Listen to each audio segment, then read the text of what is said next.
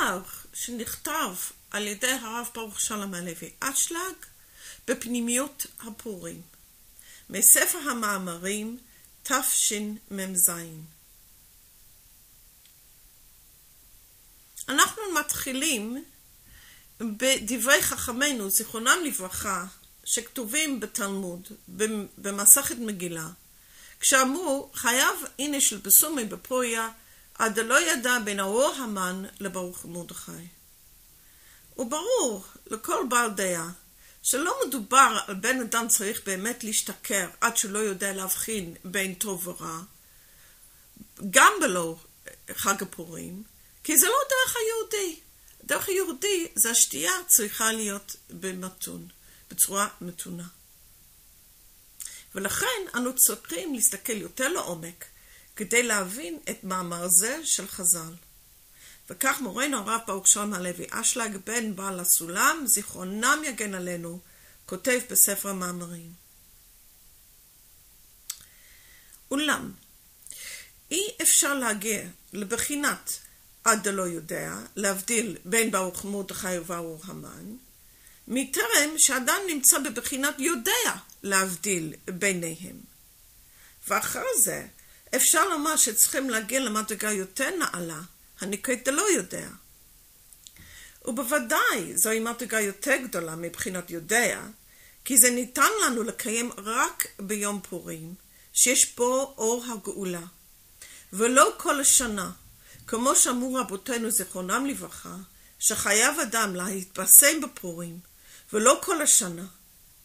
ולפי זה צריכים להבין מהו עניין יודע את ההבדל בין האור המן וברוך מרדכי, ומה העניין שלא יודע.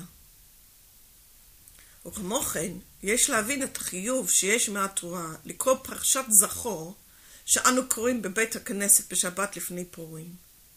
וכתב רבי משה איסליס בפירוש על שולחן ערוך, וזה לשונו, שהחכמים תיקנו בשבת זה, הועיל ושכיחי רבים בבית הכנסת, וסמוך לפורים, כדי לסמוך מעשה עמלק למעשה המן. עד כאן לשונו. זאת אומרת, שעניין זכור את אשר עשה לך עמלק, נוהג תמיד, אלא שתקנו חכמינו לקראו בשבת לפני פורים, כדי לסמוך מעשה עמלק למעשה המן. אם כן, טעם זה של הסמיכות של פרשת זכור לפורים, מה אמרה ללמדנו בבחינת העבודה הפנימית שלנו? ובכדי להבין את כל הנ"ל, צריכים להקדים ולהבין מקודם את עניין מטרת הבריאה. ומזה נדע מה זה יודע בין האור המן לברוך מרדכי, ומה זה לא יודע בין האור המן לברוך מרדכי. ידוע שמטרת הבריאה היא להיטיב לנבראיו, והנה הטבה שהבורא נותן צריכה להיות בשלמות. היינו שהנבראים לא ירגישו בעת קבלת הטוב בחינת אי נעימות. והטעם שנבראים מרגישים אי נעימות הוא, היות שיש כלל, שכל ענף רוצה להידמות לשורשו. והיות ששורש הנבראים הוא רצונו יתברך לתת לנבראים, זה גורם שבזמן שהנבראים מקבלים ממנו יתברך, הם מרגישים בחינת בושה, מטעם שזה להפך מהשורש. ומשום זה נעשה תיקון, המכונה בחינת צמצום והסדר על כלי הקבלה המקורי, כמו שנברא מלכתחילה בבחינת מקבל על מנת לקבל. ונעשה תיקון, שבכלי זה כבר יש שליטה מן הצמצום, שאין השפע העליון בא לכלי הנקרא רצון לקבל, והכלים מסוג זה נשארו במצב הנקרא חלל פנוי וריקן בלי אור, דהיינו שנשארו בחושך. ורק בזמן שיכולים לתת על כלי זה הנקרא מקבל, כוונה, שהקבלה תהיה בה על מנת להשפיע, אסר הצמצום וההסתר. זאת אומרת, אף על פי שיש לאדם רצון והשתוקקות גדולים לקבל את הטוב, מכל מקום, אם מה שיקבל מהשם לא יהיה מחמת מצווה, כלומר מטעם שהבורא רוצה להיטיב לנבראיו, אזי הוא לא בוטח בעצמו שיהיה מוכן לבטל ההנאה שמקבל מהשם. במקרה זה, האדם עצמו אינו רוצה לקבל, כי אינו רוצה לקבל לתועלת עצמו. ומתי הוא כן רוצה לקבל? רק בזמן שהוא בטוח בזה, שהוא כן רוצה לקבל הנאה ותענוג, רק מחמת מטרת הבריאה. דהיינו שבכל עת שיראה שיש חשש קבלה לתועלת עצמו, יוכל לאלתר לוותר על קבלת ההנאה. ובאמור נוכל לדעת את ההבחן בין ארור המן לברוך מרדכי. כי מדרך הצדיק רק לעבוד בו על מנת להשפיע על השם, שזה נקרא צדיק בבחינת משפיע. ועל ידי דרך זו יכולים אחר כך להגיע למדרגת השלמות. דהיינו שאדם בא על ידי מדרגה שכבר הוא יכול לומר לבורא, אני רוצה שתיתן לי הנאה ותענוג, משום שאני רוצה לקיים את מה שאתה רוצה לתת לנבראים טוב ועונג. ואני מוכן עכשיו לקבל את הטוב והעונג, מטעם שאני יודע בעצמי, שאין אני רוצה זאת מטעם אהבה עצמית, אלא מטעם להשפיע. ועכשיו, אם הכוונה לקבל מתנת מלך היא בעל מנת להשפיע, אז היא בשלמות. היינו שאין שם בחינת בושה, היות שהקבלה הוא מטעם רצונו לסייע לבורא, שתתגלה מטרת הבריאה, שכולם ידעו שמטרת הבריאה היא להיטיב לנבראיו.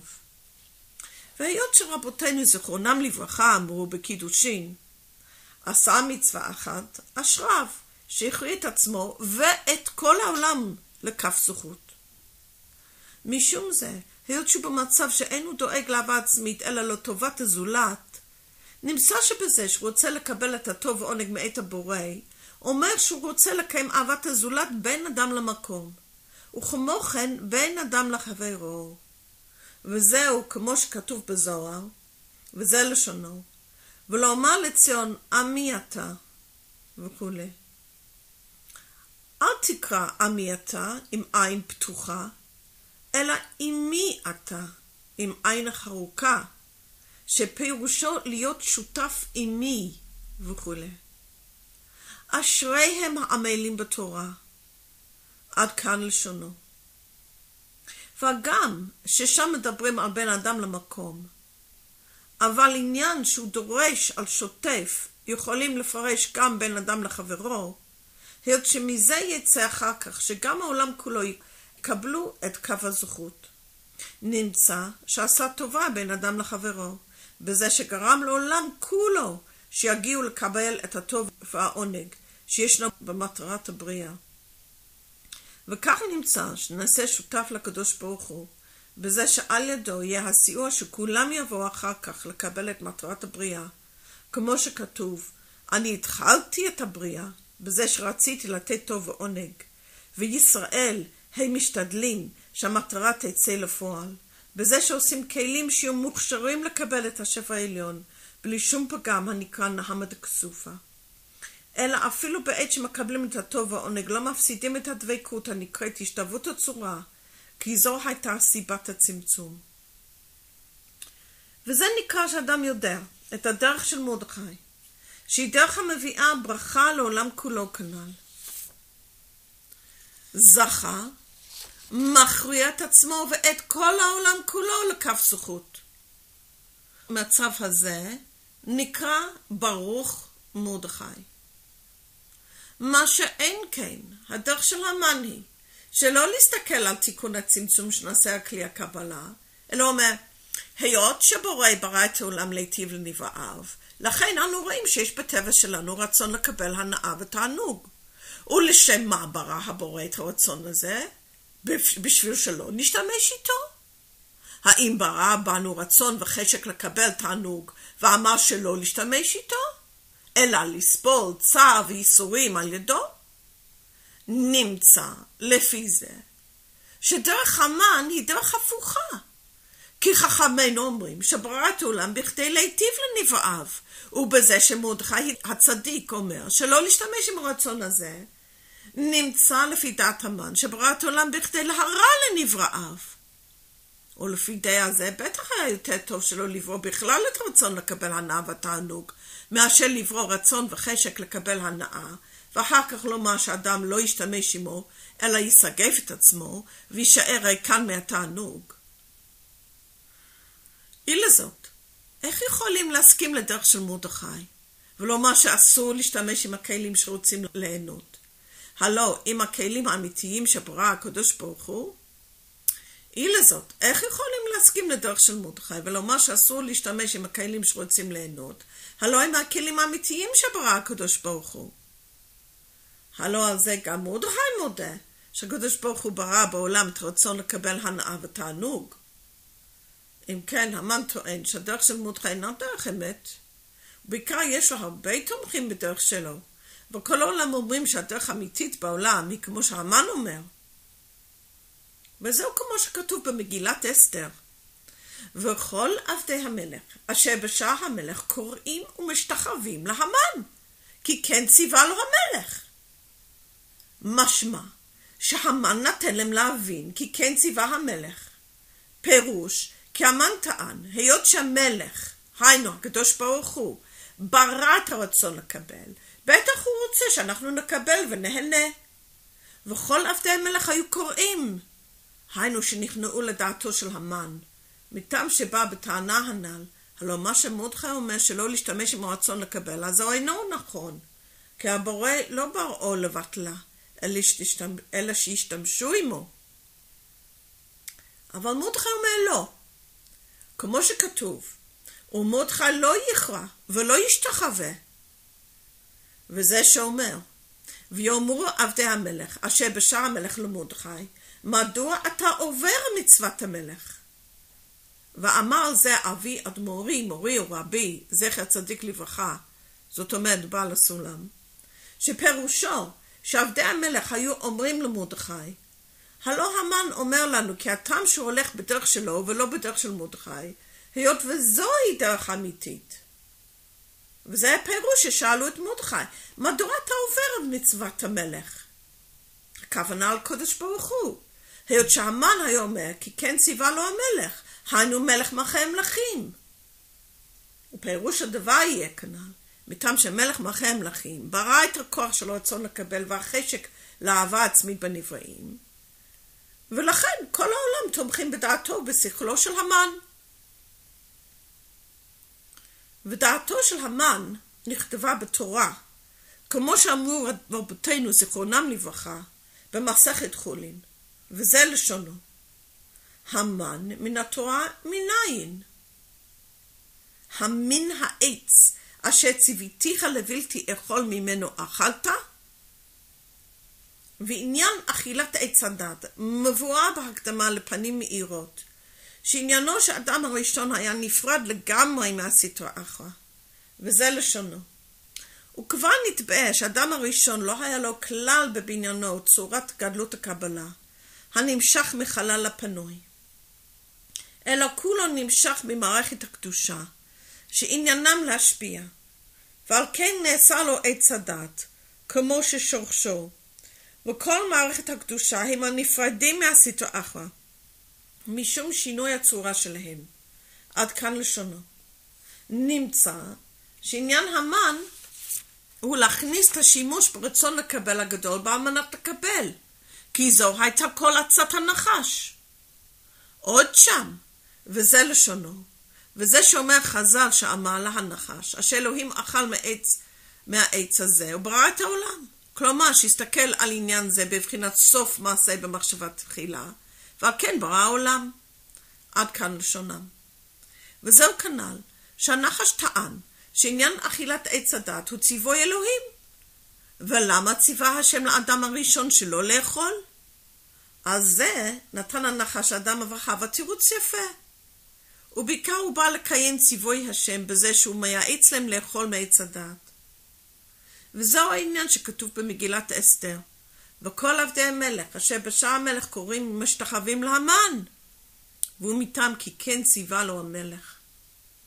ובזה נבין מה זה ארור המן. שהדרך של המן הוא דרך ארורה, היינו דרך של כללה, וזהו כמו שכתוב בבראשית.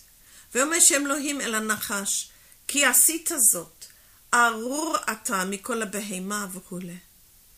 אל האישה אמר, הרבה עצבונך וכו'.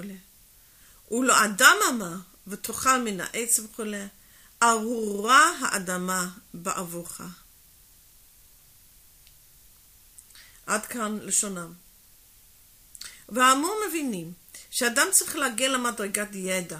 כלומר, אדם צריך לדעת מהו ההבדל הגדול בין ארור המן לברוך מרדכי, שהוא ההבדל בין חיים למוות. כי הדרך של מרדכי מביאה חיים, וזוכים לדבק בחיי החיים, מה שאין כן הדרך של המן. אדם כבר יודע שהיא מביאה כללה בעולם, כי כל המיטה בעולם גרם המין העץ אשר ציוויתיך לבלתי אכול וכו'. ועל זה אומר כתוב ארורה האדמה וכו'. בעניין זה נוהג עד גמר התיקון, שיש להיזהר שלא ליפול בדרך של המן. ובגמר התיקון יקבע כל הרצון לקבל מתוקן ועל מנת להשפיע, שאז בלה המוות לנצח. וכמו שאומר הזוהר הקדוש, עתיד הסטרא אחרא להיות מלאך קדוש בגמר התיקון. ובאמור נבין את עניין סמיכות מחיית עמלק לפורים. דהיינו שקוראים, זכור את אשר עשה לך עמלק מדברים. כי דווקא בזמן שיודעים את מה שעמלק גרם לנו, שהוא בחינת מיתה, שגרם לעולם על ידי שליטתו, שלא ללכת בדרכי השפעה, להיות דבוקים בחיי החיים, אז משתדלים למחות אותו מעל פני האדמה. אחרת, אם האדם עוד לא הגיע למדרגת יודע, דהיינו שאינו יודע מה שעשה לנו המן ועמלק, אין האדם משתוקק למחות אותו. נמצא שדווקא בזמן שאדם הגיע למדרגת יודע בין ארור המן לברוך מרדכי, יש מקום לקיים מחיית עמלק. ומשום זה, לפני פורים, שאז הזמן שצריכים להגיע למדרגת עד דלא יודע, צריכים להגיע לדרגת יודע. ורק אז יכולים למחוק את עמלק. זאת אומרת, בזמן שאדם רוצה לקיים תמחה את זכר עמלק. זהו סימן שכבר זכה לבחינת יודע. אחרת אין האדם מסוגל לבוא לידי מחיית עמלק, אלא הוא עדיין משוקע בקליפת עמלק, ולא רוצה לקיים תמחה את זכר עמלק. ועתה נבאה את עניין מה שאמרו אבותינו זיכרונם לברכה, חייב איניש לבסומי בפוריה, עד לא יודע בין ארור המן לברוך מרדכי. כי שאלנו, מהי הגדלות בעניין עד דלא יודע, שרק בפורים יכולים לעשות דבר כזה? והיות שאלו האורות של פורים הם מבחינת גמר התיקון, שרק על ידי הנס היו מאירים אז, ואז יבולה המוות לנצח, כי כל הרע יתוקן לטוב, ואז חשיכה כאורת תאיר, כי אורות אלו שייכים לבחינת גמר התיקון. ואז שכל הרע יתוקן, ממילא אין הבדל בין ארור המן לברוך מרדכי, כי גם המן יתוקן לטוב.